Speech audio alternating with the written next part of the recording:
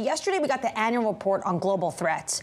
And here's what it had to say. China is demonstrating a higher degree of sophistication in its influence activity. It goes on to say TikTok accounts run by a PRC propaganda arm reportedly targeted candidates from both political parties during the U.S. midterm election cycle in 2022.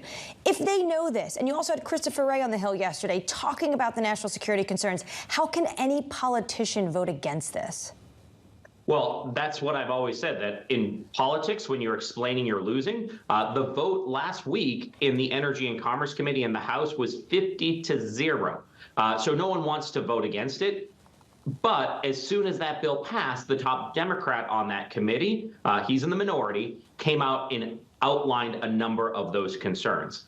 It is bonkers to think that you would have a foreign government that is not an ally controlling what people are seeing here in the United States. When I talked to national security officials after the October 7th terrorist attacks in Israel, there was a lot of concern of how quickly, especially among the youth, there were sentiment shifts that were not expected. As we go into the election, there's going to be even greater concern about those influences on voting. So ultimately, something has to change here. It's just a question of that process in the timing at this point in my mind. Former President Donald Trump has thrown some cold water on this bill. Does that change the minds of some Republicans?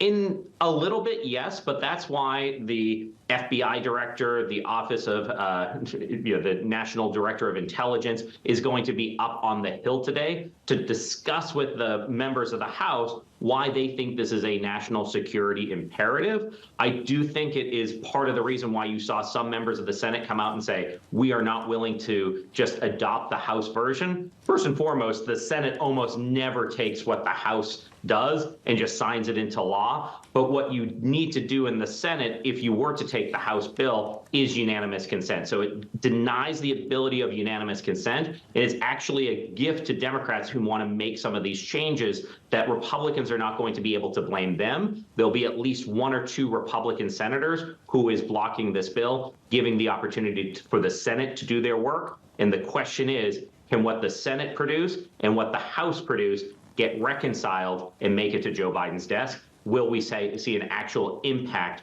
on TikTok before the election? I'm pretty skeptical.